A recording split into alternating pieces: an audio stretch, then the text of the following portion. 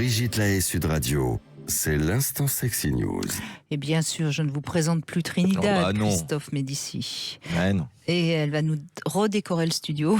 Oui, alors à base de quoi? Ça va venir. Je crains le pire. Alors déjà, si je peux vous lire cette chronique, c'est que je me suis pas encore fait sauter par Poutine. C'est pas un fantasme, mais une éventualité. Je me dis que si les hommes qui nous gouvernent rêvaient davantage de jouer avec notre petit bouton rose qu'avec celui de la bombe atomique, le monde serait un immense orgasme. Viens, mon petit Manu, amène la Brigitte, tripoter ma bombe, m'arracher le slip, mon slip craque, je bande, salope, je tripote, orgasme, po, blop, oui. Mais à mon avis, ce n'est pas pour tout de suite. Je vais donc tenter de vous faire oublier l'Ukraine pour nous concentrer sur l'aine et exciter nos sens.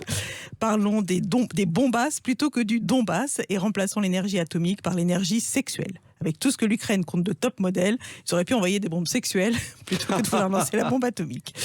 Avec moi, sex bomb, you're a sex bomb. Je préfère baiser que finir dans une tombe. Sex bomb, you're my sex bomb. C'est mieux quand tu m'as à la bonne. Bref, vous l'avez compris, je reste fidèle à la devise « Faites l'amour, pas la guerre ». Seulement, depuis le Covid, c'est pas facile. Et tous les gouvernants de ce monde ont beau se battre en mode « c'est moi qui est la plus grosse », beaucoup d'entre eux ont quand même chopé le virus. Et je rappelle que le Covid peut faire rétrécir les pénis. Du coup, c'est normal. Oui, pareil, oui. Qui continue à prendre... Vous saviez pas ça, la Christophe? découverte. Vous avez je comprends ce qui m'arrive. Je l'ai eu 2 fois, moi. Je plaisante. Hein. Non, vous l'avez vraiment eu 2 fois. Ah oui, j'ai vraiment eu deux variants, moi. Faites comme les gouvernants, prenez des mesures. Ouais. Mais je vous dirais quelque chose sur votre chronique, elle m'a fait penser à une chanson. Ouais. Vous qui mettez beaucoup de chansons formidables inventées dans vos chroniques, elle m'a fait penser à une chanson. Et une dernière enquête montre qu'en plus du pénis, le Covid s'attaque aussi aux coucougnettes. Et plus précisément, les variants Delta et Omicron. Un reste d'Omicron, je me prends une veste chaque fois que j'aime et que je sors mon petit bout. Après s'attaquer à mon pénis, voilà mes couilles qui rétrécissent. On a la preuve sur les hamsters. Et oui, des chercheurs du laboratoire d'État des maladies infectieuses émergentes de Hong Kong ont en effet étudié les conséquences du variant d'Omicron sur les hamsters. Oui, nous on aime bien tripoter les petites bêtes poilues. Et le résultat est stupéfiant, messieurs. Omicron vous les brise. Ils ont infecté un groupe de petits hamsters qui n'avaient rien demandé avec Omicron et un autre groupe qui n'avait rien demandé non plus avec le virus de la grippe. Je vous fais le hamster avant. Le hamster après. C'est très bien le hamster. Et bien après 4 à 7 jours après l'infection, Omicron aurait provoqué une diminution aiguë du nombre de spermatozoïdes, de la testostérone sérique, la principale hormone sexuelle mâle, et de l'inhibine B, protéine produite par les cellules testiculaires.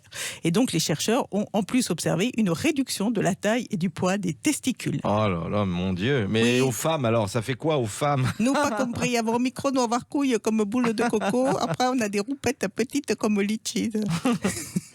Et pour finir, on prend cher les hommes. Hein. Des inflammations testiculaires, des hémorragies, même des nécroses ont également été répertoriées, tout comme une perturbation de la spermatogénèse. De là, ce qu'on observe la même chose chez les hommes, il n'y a qu'un tour de roue. Donc, entre ceux qui veulent nous faire sauter la planète pour prouver qu'ils ont la plus grosse et ceux qui vont rétrécir leur matos, qu'est-ce qu'il nous reste, nous les filles, pour nous envoyer en l'air? J'ai envie de vous répondre, vous, monsieur. Et je ne parle pas de vous, Christophe. Je parle du site vousmonsieur.com, un concept store de produits coquins de luxe qui propose des sextoy design qui peuvent avoir une double fonction. Comme ce presse-agrumes qui presse votre citron le matin et au lit se transforme en plug anal. Faut juste penser à le rincer entre les deux. Oui. Mais... Autant qu'à faire. C'est sérieux. Enfin, avec vous, c'est toujours sérieux. Mais... Oui, c'est vrai. Là, je peux vous refaire un petit peu de Charlotte Gainsbourg. Un reste de citron. J'aime bien les restes agrumes collés à mon derrière. T'aurais beaucoup plu à Serge Gainsbourg, son père, ça. J'ai l'image. Donc, fini la honte devant votre mère qui débarque à l'improviste et tombe sur votre stimulateur clitoridien posé sur l'oreiller, ou le petit-neveu qui, en plein repas de famille, déboule avec à la main le godemiché oublié sur la table de chevet en hurlant « Papa, papa, j'ai trouvé une épée ». Aujourd'hui, le sextoy n'est plus sulfureux, il devient plus tendance que tabou. Il est conçu par des designers, donc ça peut coûter une blinde, mais on peut les mettre en déco. Il fait même l'objet de recherches universitaires. En 2010, Claire Azéma, qui n'a rien à voir avec Sabine, à ma connaissance, a même consacré un travail, elle est conférencière en art appliqué à l'Université de Bordeaux, a consacré donc toute une étude, émergence du design et complexité sémantique des sextoys, où l'on peut lire que le phallus devenu un artefact hyper technologique ou bien un objet habillé d'une iconographie issue d'un bestiaire évince le registre pornographique et profite d'une apparence ludique et raffinée. On est bien dans la culture haute française là. C'est ça, c'est ça. Cela étant dit, puisqu'on en teste 2 par semaine dans cette émission, c'est vrai qu'il y a une recherche esthétique, le design est de plus en plus sympathique, il faut reconnaître. Il y a vraiment une évolution depuis assez peu de temps, je dirais depuis 2-3 ans. Les sextoys sont de plus en plus beaux, de plus en plus agréables à toucher. Enfin, ça devient, bientôt ça va être des objets d'art. C'est ça. C'est ce qu'explique Thi Chang, designer diplômée du Royal College of Art et cofondatrice de la marque Crave, pas Crève. Pour un sextoy, c'est quoi ça fout mal. Qui pense que l'industrie a longtemps été dominée par une vision masculine du plaisir féminin. Aujourd'hui, c'est terminé. Comme disait Hervé Villard, grosse bite, c'est fini. Et dire que c'était l'objet quand je faisais seul l'amour. On l'enferme plus dans le tiroir de la table de chevet, on l'expose sur l'étagère du salon. Et effectivement, ça marie donc intelligence artificielle, forme douce et matière reproduisant la sensation de l'épiderme. Mais quand même, le petit presse-agrumes plug anal coûte 145 €. Oui, mais enfin, il a 2 fonctions. Il a 2 fonctions. Ça coûte peut-être moins cher que d'acheter un sextoy et un presse-agrumes. Allez, hein. Vous avez aussi le vase dildo, comme ça, posé l'air de rien sur la table, avec son socle en béton. Et bien, quand vous le séparez de sa base, il y a un godemiché. D'accord, mais on peut mettre des fleurs dedans Oui. Un vase peut mettre des fleurs. Et quand vous soulevez le vase, vous avez un godemiché pour 280 €. Pas mal, les fleurs sont pas fournies. Il y a de la concurrence dans le secteur. Dans la marque Lelo, vous avez Inez, un phallus sculpté pour cibler le point G. Alors là, on est dans le haut de gamme. Version or 24 carats, pour 15 000 €. Ah, ça commence à faire cher l'orgasme quand même. Hein. Là, faut vraiment le trouver, le point G. Oui, faut pas le louper. Hein. Et il y en a aussi pour les hommes, Christophe. La marque japonaise Tenga a créé des masturbateurs masculins. C'est très joli, ça ressemble à des petites sculptures géométriques minimalistes. Vous pouvez les mettre à côté de la télé. C'est très efficace, vu le nombre d'exemplaires qui s'est vendu. Moi, je les ai rebaptisés « T'as qu'à tripoter ta quéquette ». Mais alors, c'est quoi on rentre son pénis dedans, c'est ça? Oui, ça a l'air d'être ça, oui. Puis alors, en plus, comme il est plus petit, c'est facile à rentrer. Mais on avait testé une fois, vous en aviez amené ces espèces de liquide visqueux là. Mon Dieu, c'est tout froid. Non, c'est le sperme qui est visqueux. Mais non, Brigitte, vous en aviez amené, on avait testé, on avait mis les doigts dedans.